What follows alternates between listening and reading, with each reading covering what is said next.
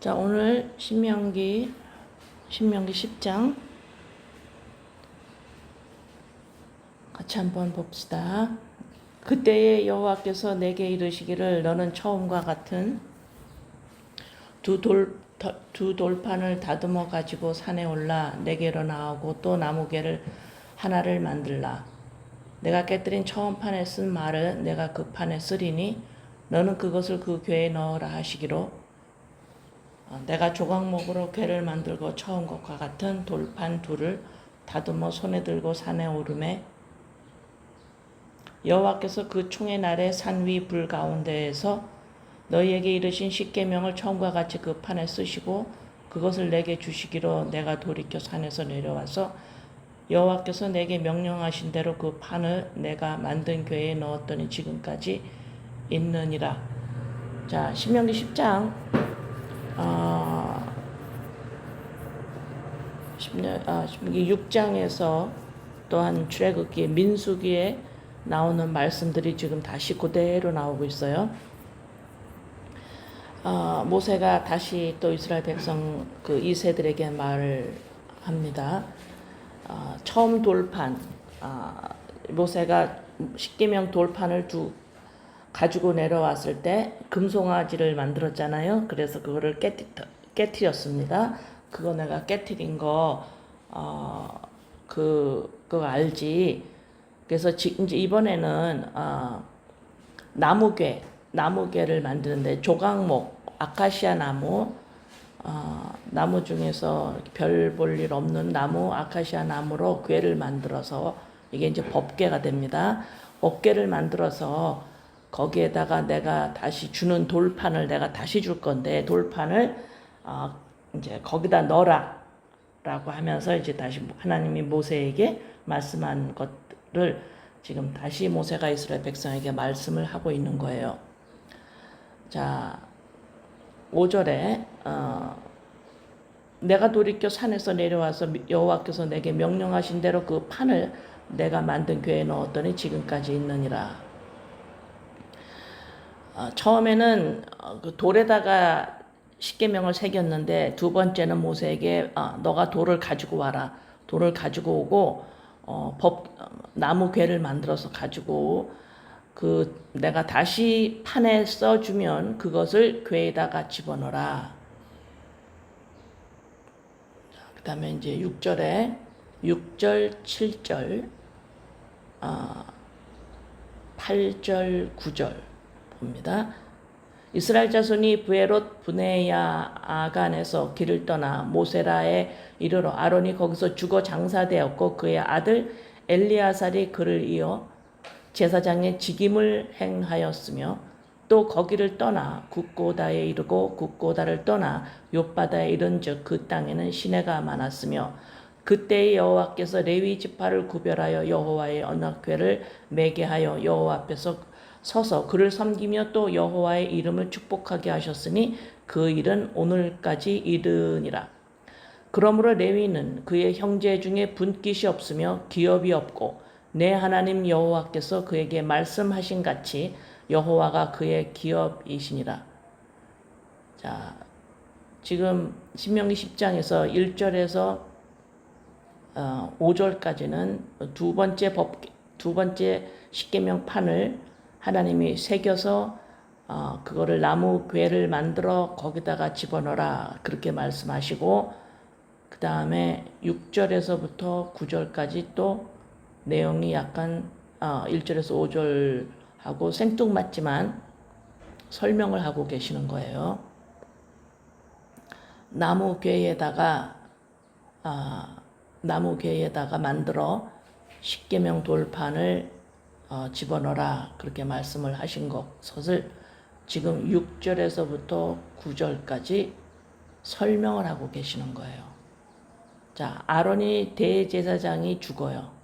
대제사장이 죽으면 이스라엘 백성을 위해서 하나님께 제사를 지낼 사람이 없습니다. 반드시 백성들의 죄를 위해서 제사를 지내야 하는 대제사장이 있어야 되는데 아론이 죽어도 그의 아들 엘리야셋이 그의 대제사장의 직임을 이어받아요. 하나님의 은혜를 설명하고 있습니다. 자, 8절에 그러면 이제 레위 지파가 언약궤를 메고 그 제사를 지낼 때 레위 지파들이 어떻게 했는지 우리 기억나죠? 그 진설병을 만들고 짐승을 잡고 레위 지파가 존재하는데 그 성막의 일을 봉사하죠. 근데 이들은 분깃이 없어요. 자기네들이 먹고 살 것을 일하지 않고 나머지 11지파에서 10의 1을 걷어 10의 1로 먹고 삽니다. 그래서 너한테는 분깃이 없고 내가 너의 기업이다. 이렇게 말씀을 해요. 자, 이 레위는 성막의 일을 돕고 대제사장의 제사를 돕는 자들인데 이들의 존재는 우리가 배웠듯이 대제사장이 없으면 존재할 수 없는 자들이에요. 그렇죠? 네. 대제사장이 없으면 존재할 수 없는 것이 레위 지파입니다. 10절 내가 처음과 같이 40주 40야를 산에 머물렀고 그때에도 여호와께서 내 말을 들으사 너를 차마 멸하지 아니하시고 여호와께서 내게 이르시되 일어나서 백성보다 먼저 길을 떠나라 내가 그들에게 주리라고 그들의 조상들에게 맹세한 땅에 그들이 들어가서 그것을 차지하리라 하셨느니라. 이스라엘아 내 하나님 여호와께서 내게 요구하는 것이 무엇이냐 곧 내 하나님 여호와를 경외하며 그의 모든 도를 행하고 그를 사랑하며 마음을 다하고 뜻을 다하여 내 하나님 여호와를 섬기고 내가 오늘 내 행복을 위하여 내게 명하는 여호와의 명령과 규례를 지킬 것이 아니냐. 자, 레위 지파와 대제사장의 관계를 또 설명한 후에 뭐라고 말씀을 또 설명을 하냐면 가나안 땅에 들어가서 거기를 차지해라. 그런데 12절에 그런데 이스라엘아 여기서 하나님이 내게 요구하신다라는 요구라고 단어가 표현되어 있는데 이 요구는 단순히 내가 이거 너희들한테 요구해 그렇게 가벼운 말이 아니고 어떤 강압적인 말도 아니고 힘센 사람이 힘세지 않은 자에게 내가 너한테 이거 요구하는 거야 어떤 그런 의미도 아니에요. 지금 여기서 요구한다라는 의미는 뭐냐면 간절히 요청하고 간청하는 거예요. 하나님이 너희들에게 간절히 간청하고 간절히 요청한다. 간청하는 게 간절히 요청한다. 여기는 하나님의 엄청난 의지가 보여져요. 하나님의 의지가 보여질 때는 반드시 하나님은 그 의지대로 일을 하시고 이루십니다. 성실하게 그 일을 이루세요. 그러면 내게 이스라엘아 하나님이 너희들에게 간절히 요청하는 게 있는데 그게 하나님을 여호와를 경외하며 모든 도를 행하고 그를 사랑하며 마음을 다하고 뜻을 다하여 내 여호와를 섬기고 그런데 이것이 내 행복을 위하여 하는 거야. 우리가 많이 들었던 말이죠. 자, 여기서 행복, 복은 뭐냐면 명령을 지키고 사랑하고 마음을 다하고 뜻을 다해서 주 여호와를 섬기고 명령을 지키면 가나안에 들어가서 이것이 너에게 복이야 이렇게 말씀하는 거예요. 이 복이란 우리가 여러 번 다뤘듯이 내 행복을 위하여 내게 명하는 여호와의 명령과 규례를 지킬 게 아니니 이거 내가 너한테 지금 간절히 요청하는 거야. 아주 그냥 하나님의 간절한 의지적인 마음이 녹아져 있어요. 여기에 뜨거운 하나님의 고백이 있어요. 하나님의 요청하시며 하나님의 마음이에요. 근데 여기서 행복이라는 것은 하나님이 지은 대로 선하다 이런 말이에요. 내가 하나님이 지은 대로 지은 모습 그대로 있게 되는 거야. 바로 이 말이에요.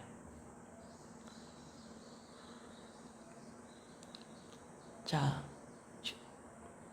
14절 하늘과 모든 하늘과 땅과 그 위의 만물은 본래 내 하나님 여호와께 속한 것이로되 여호와께서 오직 내 조상들을 기뻐하시고 그들을 사랑하사 그들의 후손이 너희 만민 중에서 택하셨음이 오늘과 같으니라. 그러므로 너희는 마음의 할례를 행하고 다시는 목을 곧게 하지 말라. 마음의 할례를 받아라. 구약 말씀에 할례를 몸에서 받았죠. 근데 여기서 마음의 할례를 받아 구별되라.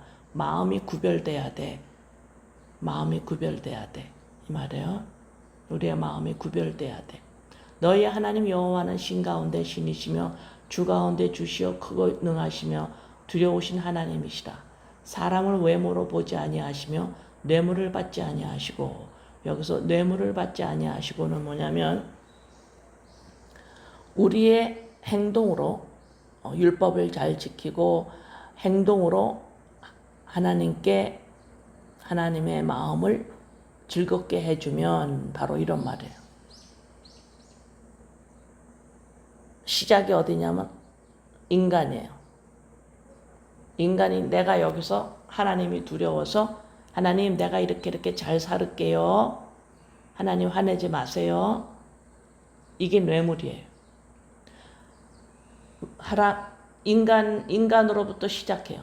사람을 외모로 보지 아니하시고 뇌물을 받지 아니하시고 고아와 과부를 위하여 정의를 행하시며 나그네를 사랑하여 그에게 떡과 옷을 주시나니. 자, 여기서 18절 과부 나그네 사랑하며 떡과 옷을 주시나니 제가 이거 자세하게 설명 또 안 드려도 되겠죠. 19절 너희는 나그네를 사랑하라. 전에 너희도 애굽 땅에서 나그네 되었음이니라. 여기서 나그네, 우리가 나그네요. 나그네 의미가 뭘까요? 너희 집이 아닌데 너희의 너가 태어난 곳이 아닌데 여기서 이런죠. 지금 다른 나라에서 사는 거예요. 너희 나라가 아니에요. 우리가 나그네, 그죠? 이 땅에서 사는데 우리의 나라는 아버지 하늘나라죠. 예, 나그네를 사랑하라. 전에 너희도 애굽 땅에서 나그네 되었음이니라. 내 하나님 여호와를 경외하며 그를 섬기며 그에게 의지하고 그의 이름으로 맹세하라. 그는 내 찬송이시여 내 하나님이시라. 내 눈으로 본 이같이 크고 두려운 일을 너를 위하여 행하셨느니라. 애굽에 내려간 내 조상들이 겨우 70인이었으나 이제는 내 하나님 여호와께서 너를 하늘의 별같이 많게 하셨느니라. 자, 22절 같은 말씀도 우리가 잘 아시겠죠? 예. 빌립보서 3장 말씀입니다. 아브라함에게 약속했던, 조상에게 약속했던 그 많은 별같이 너의 자손이 번창한다고 그랬는데 그 번창함, 그 많은 것이 뭐냐? 갈라디아서 3장에서 빌립보서가 아니라 갈라디아서 3장에서 뭐라 그랬어? 그리스도다 이렇게 말씀했어요. 자, 신명기 10장을 보면 여러분들이 어때요? 다 아는 말씀이에요. 다 아는 말이에요. 네. 민수기에서 나왔고 신명기에서 나왔고 다 아는 말씀이에요. 그런데 이 신명기의 이 말씀이 다 아는 말씀인데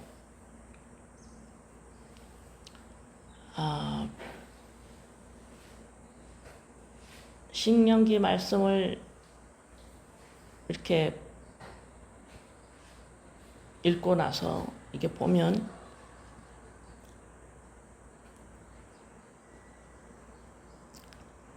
특히 내 사회적 그다음에 민족 나라 각 나라마다 민족마다 문화가 있잖아요. 이 문화란 건 우리의 우리의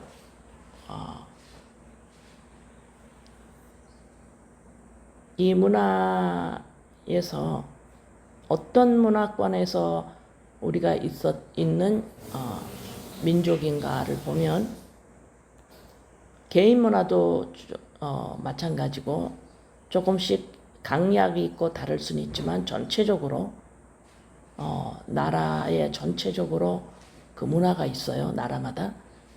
근데 우리는 한국 피를 가지고 있는 우리의 문화를 이렇게 봤을 때 우리는 다른 사람에게 영향력을 주고 싶어 하는 문화권의 사람들이에요. 보면. 네. 이렇게 나라의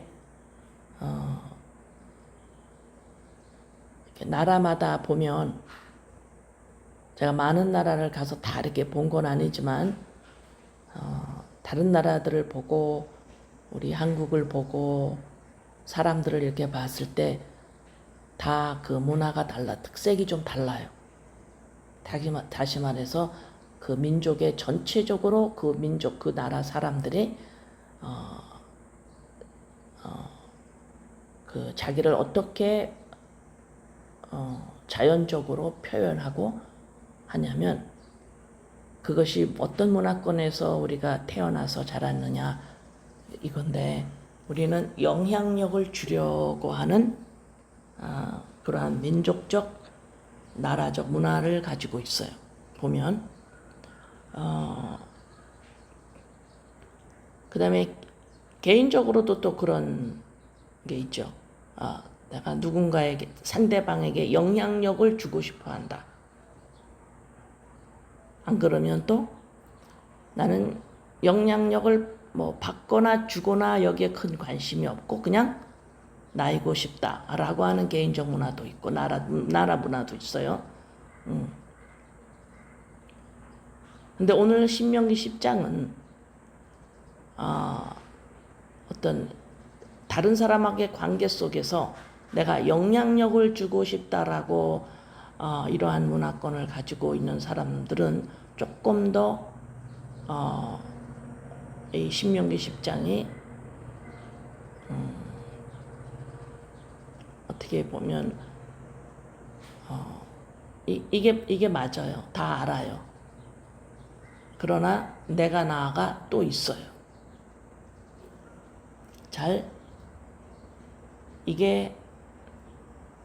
이건 말씀이고 신명기에서 하나님이 모세를 통해서 신명기 10장에서 이렇게 말씀했습니다. 이걸 알아요. 이 신명기 10장을 아무리 보고 아무리 읽어도 신명기 10장 가지고는 설명을 할 수가 없어요. 11장으로 넘어가야 돼요. 신명기 10장은 신명기 11장이 없이는 그냥 이건 내가 다 아는 말씀이야. 이렇게 그거를 뛰어넘지를 못하겠어요. 고민을 너무 많이 했습니다. 왜냐하면 사람이 있고 하나님의 말씀이 옆에 있어요. 이 말씀이 내 안에 있어야 되는데 이 말씀이 믿음으로 나에게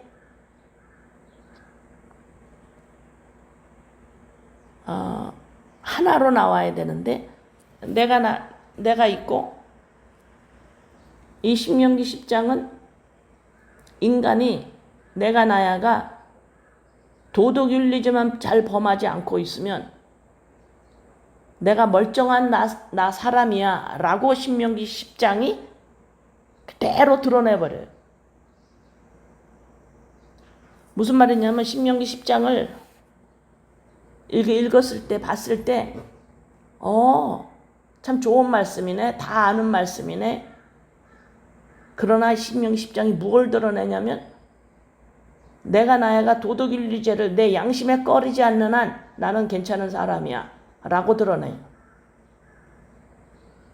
그래서 이 신명기 10장 이 말씀과 인간 인본이 너무 살아서 있어서 이 두 개가 이게 하나로 말씀 안에 내가 말씀 안에 이렇게 하나로 보이질 않고 두 개가 딱 서 있는 거를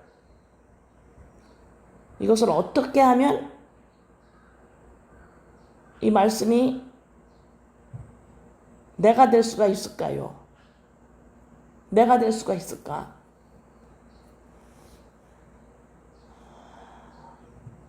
그런데 11장을 봅니다. 11장 1절. 그런즉 내 하나님 여호와를 사랑하여 그가 주신 책무와 법도와 규례와 명령을 항상 지키라. 그 다음에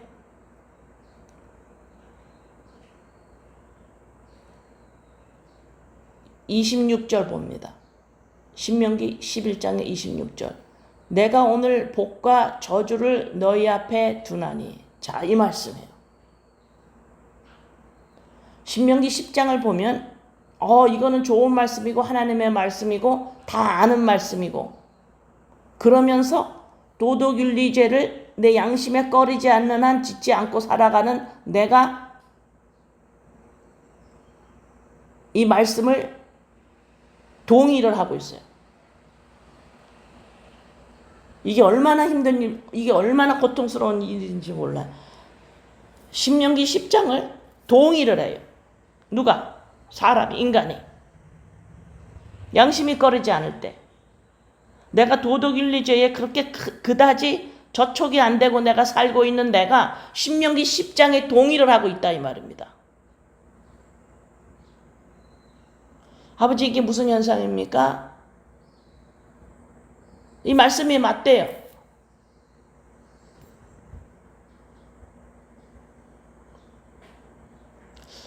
이것이 바로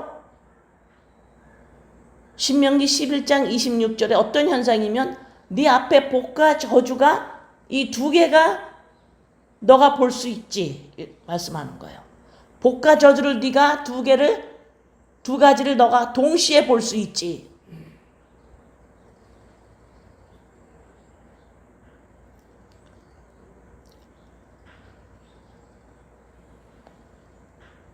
저주는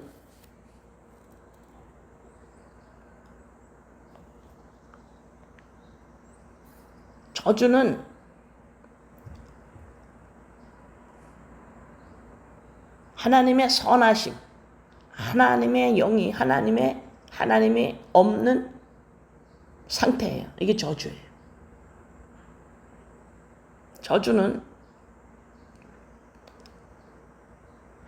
저주가 어디에 쏟아졌냐면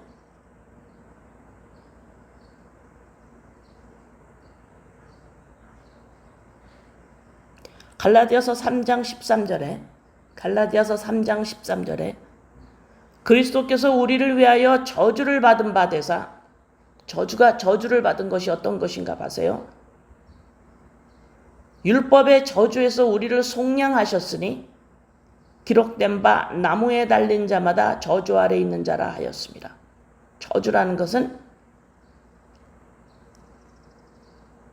죽어서 바쳐지는 거예요. 하나님께 바쳐지는 거예요. 죽어서. 파멸이에요. 더 이상 인간이 아니에요. 하나님이 떠나셨어요.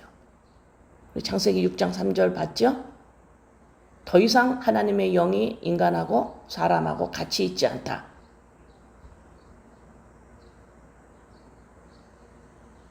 잠언 3장 33절. 악인의 집에는 여호와의 저주가 있거니와. 이게 저주예요. 악인. 하나님의 영이, 생명이 사람에게서 떠났어요. 내가 나야가 됐어요. 죽어있는 상태. 이게 저주예요. 의인의 집에는 복이 있느니라. 이 복은 뭐예요? 무릎을 꿇다 이 말이죠. 무릎을 꿇다.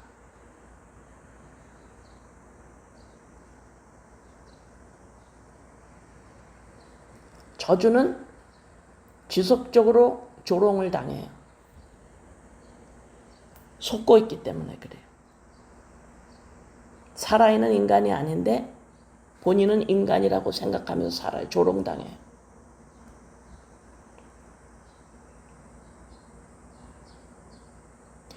하나님 이 복과 저주를 너희 앞에 두노니 이 두 개를 다 동시에 볼 수 있어요.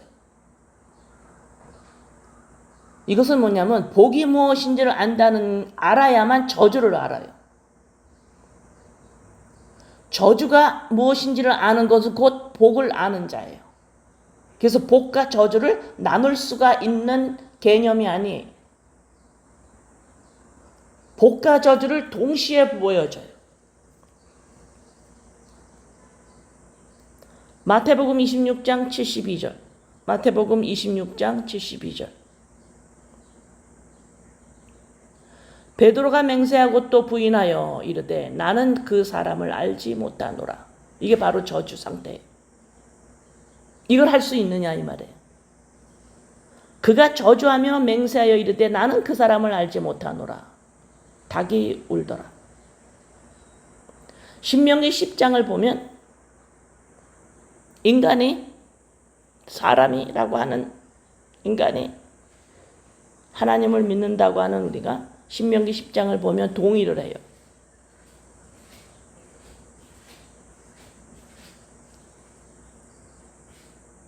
그 이상도 그 이하도 아니에요. 그러면 왜 신명기 10장이 이 사람 밖에서 보일까? 왜 이런 현상이 일어날까? 이게 우리 앞에서 지금 우리가 무엇을 보고 있어요? 정확하게 내 자신을 보는 거예요. 내가 저주 아래 있었던 자다. 지금도 우리의 그 모습에 너무 많이 볼 수 있어요. 저주의 모습이. 내가 멀쩡한 사람이래. 도덕윤리제에 양심에 꺼리지 않는 함께 살고 있는 한. 이것이 저주를 내 눈앞에서 내가 지금 정확하게 내 안에서 보고 있는 거예요. 저주받은 자였구나. 저주가 무엇인지를 알아요. 이것이 신명기 10장을 보고 한 인간이 동의를 하는 상태. 아, 이거 맞는 말이야. 하나님의 말씀도 맞아. 그러나 내가 나야도 이게 지금 잘 살고 있어. 내 인생이 있어. 이렇게 말하는 거예요. 이게 저주예요. 저주를 내가 지금 경험하고 있는 거예요. 이 저주를 이게 저주구나 본다라는 건 내가 복을 받은 자야라는 거죠. 하나님의 영이 내게 임하지 않으면, 빛에 임하지 않으면 이것이 저주라고 우리는 볼 수가 없어요. 신명기 10장이 왜 내 바깥에 있을까? 그냥 내가 동의하는 말씀으로 왜 내 바깥에 있을까? 다시 말해서 내 인생은 따로 있다라는 것이 지금 흔들리지를 않아요. 그래서 우리가 하나님의 자녀 우리든 복과 저주를 두 가지를 동시에 볼 수 있는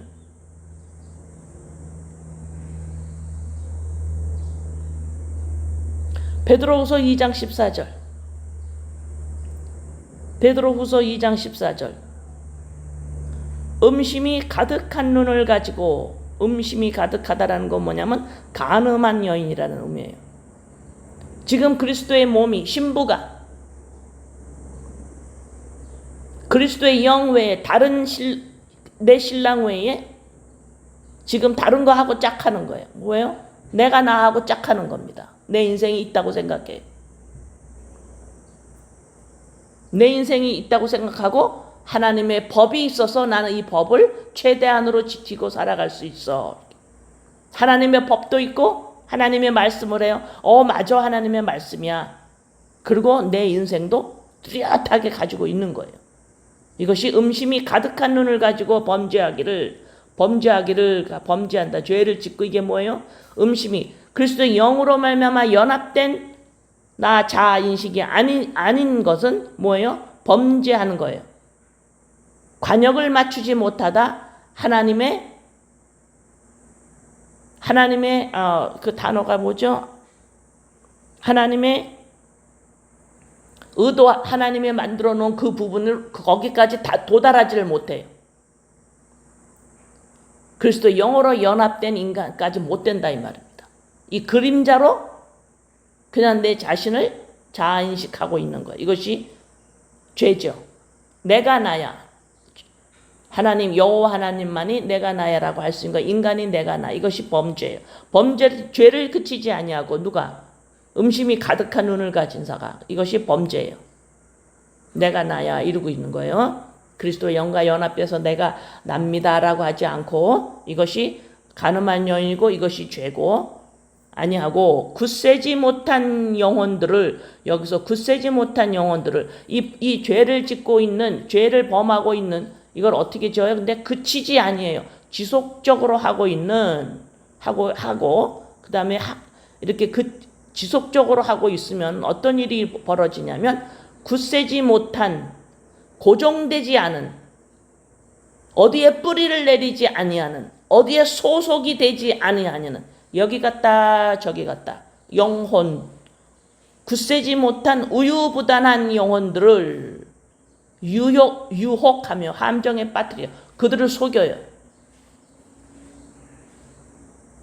하나님의 말씀은 맞는 거야. 너가 이 말씀대로 꺼리낌 없이 살으면 돼 라고 속이며 탐욕에 연단된 마음을 가진 자들이니 탐욕에 연단된 마음을 가져서 탐욕이 뭐라 그랬죠? 욕심? 뭐예요? 내가 할 수 없는 걸 하려고 그래요. 도덕윤리죄에 어긋나지만 않으면 나는 괜찮은 사람이야 라고 하는 것이 욕심이고 탐욕이에요. 자기가 인간으로서 존재가 될 수가 없어요. 연단된 마음이 뭐예요? 지속적으로 한다라는 거예요. 그렇게 그치지 아니하고 지속적으로 자들이니 이걸 뭐라 그래요? 저주의 자식이라. 이게 저주라는 거예요. 이게 저주예요. 그리스도의 영 하나님의 생명과 연합되지 않은 내가 나야가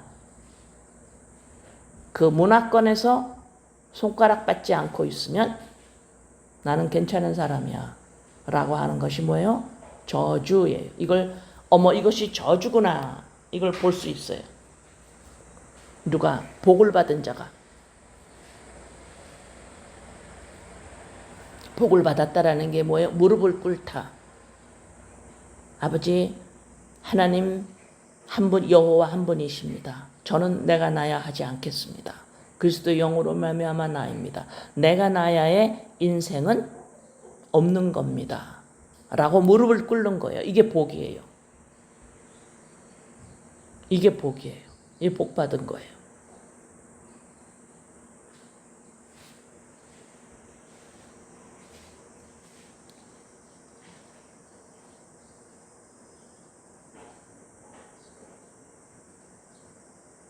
자,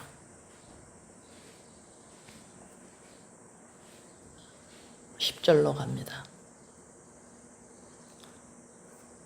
신명기 10장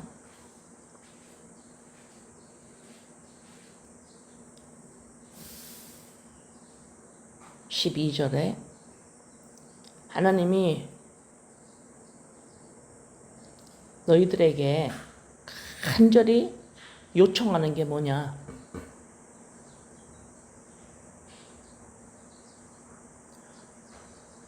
요한일서 3장 24절. 요한일서 3장 24절. 그의 계명을 지키는 자는 주 안에 거하고 주는 그의 안에 거하시나니 우리에게 주신 성령으로 말미암아 그가 우리 안에 거하시는 줄을 우리가 아느니라.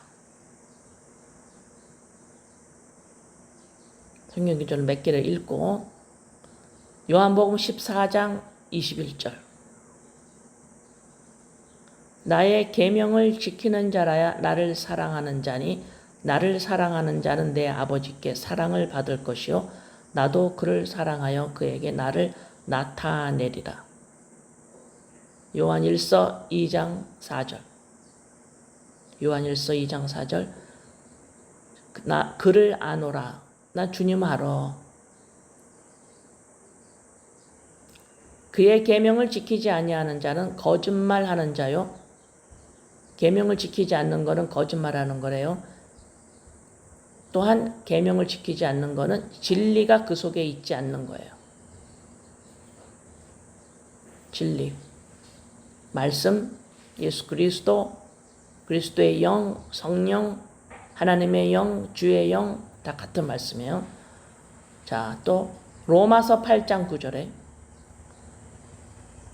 만일 너희 속에 하나님의 영이 거하시면 너희가 육신에 있지 아니하고 영에 있나니 누구든지 그리스도의 영이 없으면 그리스도의 사람이 아니라. 선명하게 설명하고 있죠. 하나님이 우리에게 간절하게 애스크하는 거예요. 요청하는 거예요. 하나님의 의지가, 깊은 하나님의 의지가 담겨져 있는 말씀이에요. 여호와께서 너희들에게 요구하는 게 뭐냐?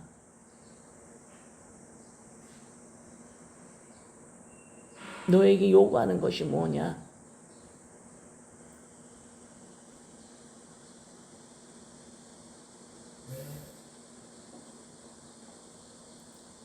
이 10장과 11장을 보면서 이 11장 1절에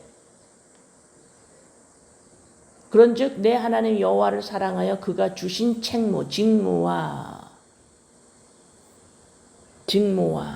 이 직무가 뭐냐면 계명을 지키는 거예요. 이 계명을 지키는 거예요. 이게 직무예요. 그러면 어떤 말이냐면 이 직무가 계명을 지키는 거예요. 마음으로 이 계명이 하나님의 영이요, 생명이요, 말씀이요, 예수 그리스도, 이 계명을 내 마음으로 온전히 품으면 이게 내 직무예요. 이 직무를 소홀히 하면 우리는 어때요? 내 인생을 있다고 생각을 하는 거예요. 여러분, 내 인생이 있다라고 하는 의미는 뭐냐면 사람들이 혼돈을 할 수가 있는데, 그러면 나는 내가 좋아하는 거, 내가 취미, 내가 하고 싶은 거 이걸 전부 없다라는 소리 아니에요. 그런 의미가 아니에요. 내 사적인 일이 없다라는 거예요. 사적이라는 건 뭐냐면 내가 나야가 있어요. 내가 나야를 표현하기 위한 모든 것들, 이것이 사적인 거예요. 사적 말고요. 사적. 퍼스널하다 이 말이에요. 내가 나야가 있는 거예요. 내가 나야가 표현하고 내가 나야가 움직이는 거예요. 이것이 없다라는 겁니다. 모든 동기가 내가 나야를 표현하는 거예요. 내 인생이 있는 거예요. 이것이 없고 우리한테 직무가 있어요. 어떤 직무? 이 말씀이, 이 계명이, 이 하나님의 영이 이것이 나입니다. 이것이 내 존재입니다. 나의 생명입니다. 이것을 품는 일. 언제? 내가 나야가 자꾸 나올 때마다. 이것이 내 직무예요.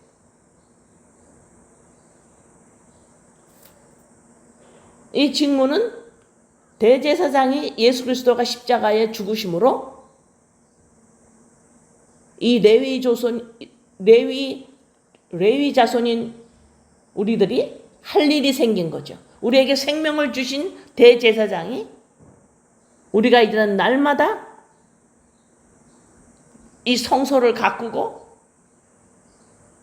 내 마음을 가꾸고 잠언 4장 23절 모든 지킬 만한, 너가 지켜야 되는 게 뭔 줄 아니? 마음으로 너가 지키는 게 뭔 줄 아니? 네 마음 지켜야 돼. 이게 직무예요. 지킬 만한, 너의 직무가 뭔 줄 아니? 내 인생 열심히 살아야 돼가 아니고,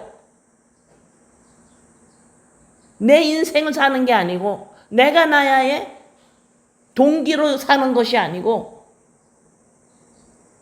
네 마음을 지켜야 돼. 이것이 우리가 할 일이, 이게 직무예요. 성소를 가꿔야 돼요.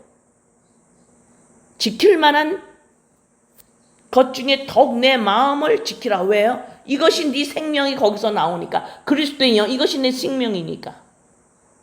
네 생명과 꼭 연합하고, 이것이 너의 생명이라고, 이것이 나의 근원이라고, 이것이 나라고. 이것을 한시도 잊어먹지 마라. 이거 한시도 잊어먹지 마라.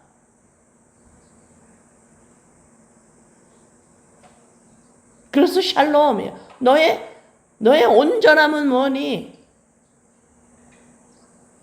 너가 무엇으로 온전하니?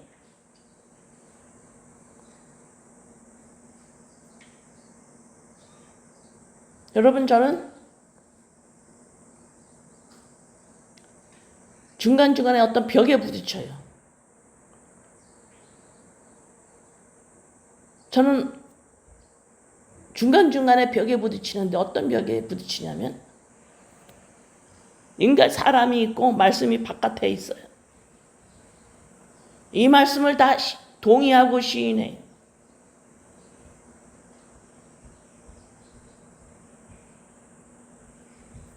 그러나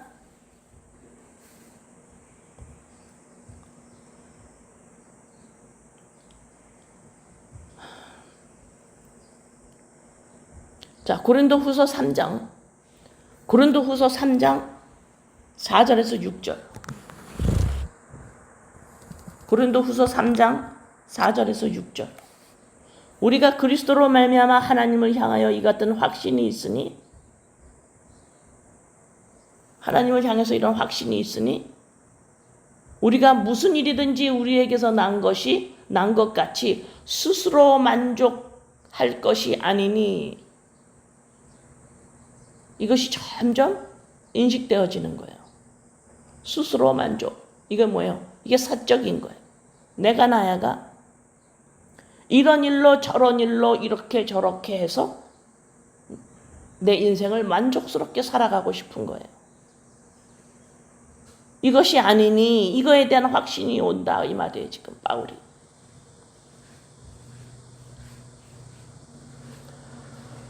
내 만족은 오직 하나님으로부터 나느니라. 내가 나야의 만족은 그리스도 영으로 말미암아 만족이 온다라는 거예요. 그가 또한 우리를 새 언약의 일꾼 되기에 만족하게 하셨으니 우리는 만족하려고 살아가요. 이것 때문에 저거로 말미암아 이거로 내가 원하는 것들. 이것을 함으로 내가 만족을 하려고 그러죠. 근데 여기서 지금 뭐라 그래요? 새로 태어난 피조물은 만족하게 하셨어요, 벌써. 뭐로? 어떻게 만족이 어디서 온다 그랬어요? 하나님으로부터 온다 그랬어요. 스스로 만족하려고 하는 게 아니랍니다. 내 인생이 만족하고 싶은 거예요. 내 인생에 만족되는 인생을 살고 싶은 거예요.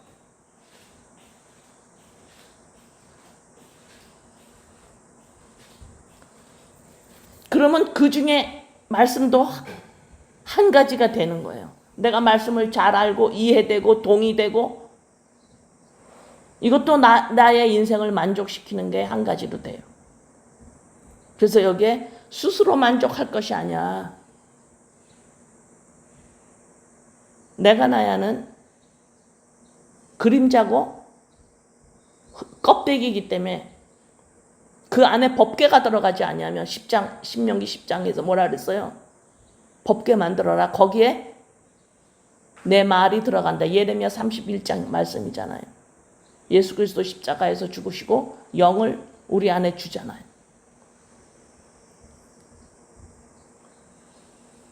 이제 신명기 10장이 조금씩 들리나요? 저주를 뭔지를 알고 보면 11장의 저주가 복과 저주가 네 앞에 있어. 이거를 볼 줄 있어야 신명기 10장이 그 말씀 내가 아는 거야. 이 동의가 아니고 이게 나로 보이는 거야. 이게 나구나. 신명기 10장이 나구나. 지금 이 나무괴에 아무 쓸모없는 이 아카시아 나무를 나무 상자를 만들어라 모세야. 거기에 내가 두 번째 돌판 10계명 거기 내가 넣어줄게. 거기 넣어. 예수 그리스도 십자가 사건으로 말미암아 우리에게 이 성소 안에 지성소 안에 하나님의 영이 새로 태어나는 장면이에요. 재창조되는 장면이에요. 내가 재창조되는 장면이에요. 신명기 10장 1절에서 쭉 나온. 거기에 궤를 만들어서 십계명이 들어가요. 이게 바로 새로 태어난 나예요. 그리스도 영으로 말미암은 나예요. 이게 바로 나예요. 이것이 만족이에요. 이 아카시아 나무 안에 아무것도 없으면 이 아카시아 이 나무 상자는 만족할 수가 없어서 만족을 찾아요. 그런데 바울 사도가 고린도후서 3장에서 스스로 만족하는 게 아니라 만족은 그리스도의 영으로 법궤 안에 나의 생명이 돼서 내가 온전한 인간이 될 때에 이것이 만족이야. 이거 내가 점점 확신이 들어와.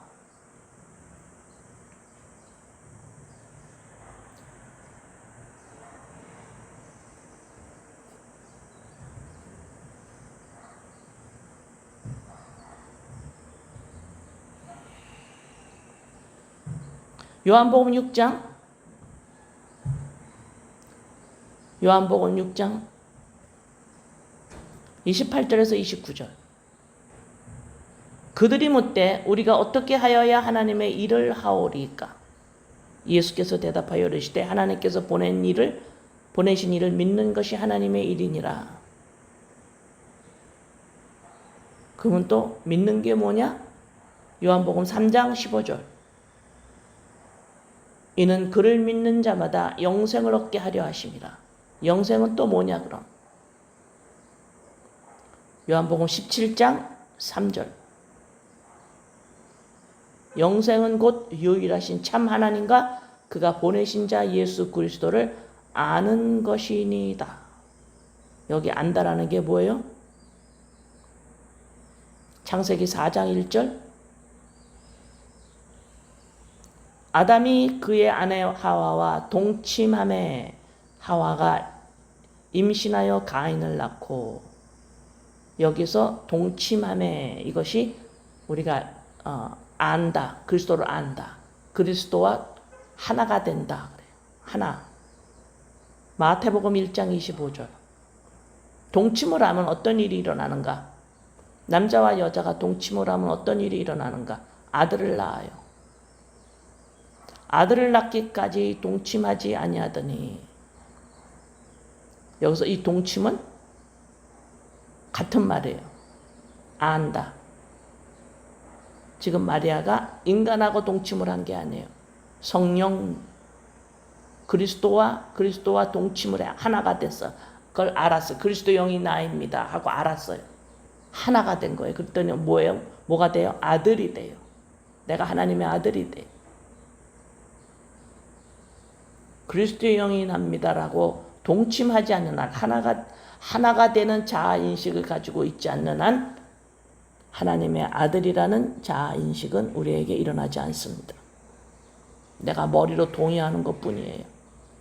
내가 나야가 있고 하나님의 아들이라는 동의하는 게 있고, 두 가지의 삶을 사는 수밖에 없어요. 두 가지의 삶을 사요. 이걸 종교생활이라고 그래요.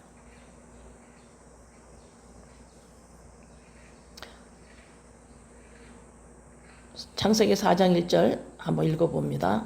아담이 그의 아내 하와와 동침함에, 이건 알았다라는 거예요. 알았다. 동침함에 하나야. 하와가 임신하여 가인을 낳고 이르되 내가 여호와로 말미암아 등남하니라.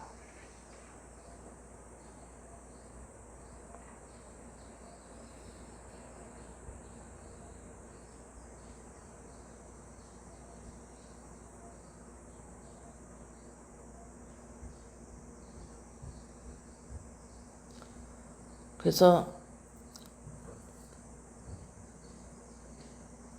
새로 태어난 신명기 10장에 1절서부터 5절까지 내가 새로 태어난 그리스도의 영으로 말미암아 내가 이제는 내가 나의 인생이 있는 것이 아니라 우리의 직무가 생겼어요. 내가 해야 되는 일이에요. 뭐예요? 계명을 말씀을 마음으로 지속적으로 품어내는 일입니다. 그리스도 영으로 말미암은 나입니다. 나의 사적인 일은 없어요. 인생이 아니고 이제는 영생입니다. 영생을 살아요. 이 영생은 뭐예요? 자꾸 인생을 사는 모습을 내 안에서 볼 겁니다. 이것이 뭐예요? 저주예요. 저주예요. 우리 영생을 살아요. 영생이 뭐예요? 보낸 자 예수 그리스도를 아는 것이, 하나 되는 것이 영생이에요.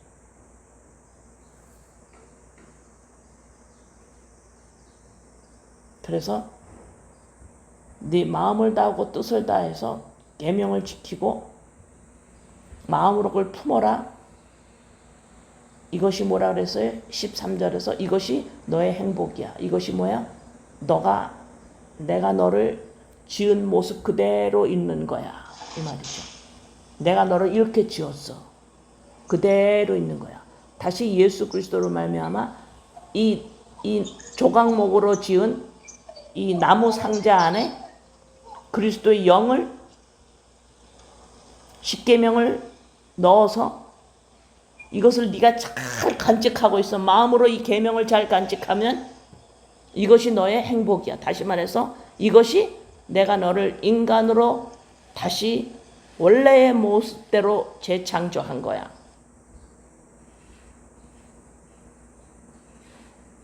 그래서 너는 이제는 마음으로 할례를 받아. 마음을 내가 나야 인생을 사는 마음을 품지 마. 목을 곧게 하지 마. 이제는 마음의 할례를 받아. 이제는 마음이 인생이 내가 나야 인생을 사는 그런 마음 갖지 마. 다시 말해서 네 인생을 만족하려고 너의 인생을 사는 거 그거 하지 마. 인생 아니야. 영생이야. 목을 곧게 하지 마. 너가 저주 보이니? 복이 보이고 저주가 보이지. 뭐가 복이고 뭐가 저주인 줄 알겠지. 이 두 가지를 너는 이 땅에서 우리는 계속 볼 거예요. 내가 이 저주에서 복을 받은 자구나. 또 저주가 보여요. 내 안에서 이 저주를 보고 또 복을 받은 자구나. 이것이 저주라고 보일 때마다 내가 복을 받은 자인 줄을 지속적으로 하나님의 은혜에 감사하며 사는 우리들이 되어야 돼. 그래서 이 신명기 10장의 이 말씀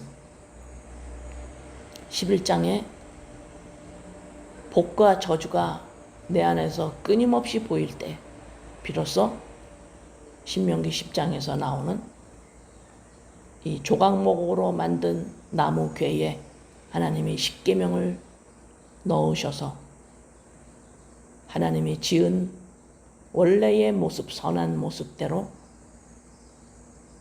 우리가 복을 받은 자로 이것이 너의 행복이야. 이것이 샬롬이야. 인생은 없어. 영생이야. 영생이야. 그리스도를 아는 것이야. 그게 바로 너라는 걸. 너의 생명이란 걸 아는 거야. 자꾸 인생을 살아가려고 그러고 자꾸 인생을 살아가려고 그럴 때마다 영생을 사는데 성령께서 우리를 항상 붙들어 주시고 오른팔로 우리를 인도하시고 강한 팔로 우리를 잡아 주실 겁니다. 기도합니다. 아버지, 신명기 10장, 신명기 11장의 말씀이 없이는 이 신명기 10장은 그냥 너무 좋은 말씀, 하나님의 말씀, 레위기 신명기에서 나오는 또 말하고 또 말하고 또 말하는 그 말씀, 중요하니까 자꾸 말씀하시는 말씀, 다 맞는 말씀, 동의되는 말씀으로 어떻게 할 수가 없는데 신명기 11장 복과 저주가 내 앞에 보이니 신명기 10장이 내가 동의하는 말씀으로만 있다면 그건 저주예요. 이 신명기 10장이 동의만 되면 저주고 이것이 곧 나구나. 내가 다시 태어났구나. 나는 인생을 사는 자가 아니구나. 나는 영생을 살아야 되는 자구나. 복과 저주가 내 안에서 끊임없이 보일 때에 이 두 개가 하나만 우리가 보이는 거는 이거는 그런 일은 있을 수가 없어요. 내 안에서 내가 복 받은 자야. 나는 복이야, 복이야. 이렇게만 볼 수가 없어요. 저주를 보지 않는 한 복을 할 수가 없고 복을 보지 않고는 뭔지를 모르고 저주를 할 수가 없어요. 이 복과 저주는 너 안에 계속 같이 있을 것인데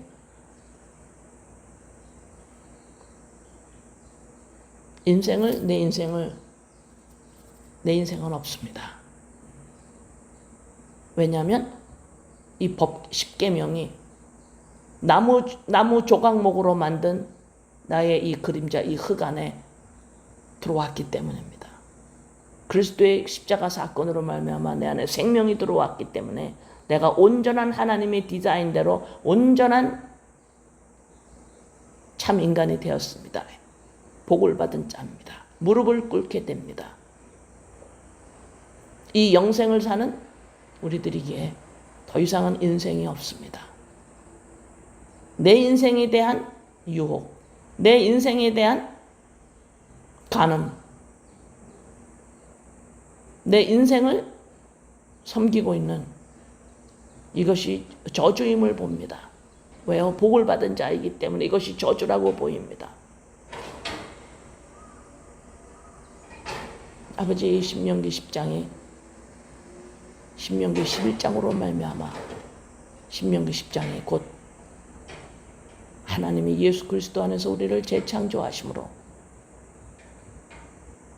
우리가 어디에서 어디로 옮겨져 있는 자인지를 뚜렷하게 보여주심을 감사합니다. 예수 그리스도 이름으로 감사하며 기도드립니다. 아멘.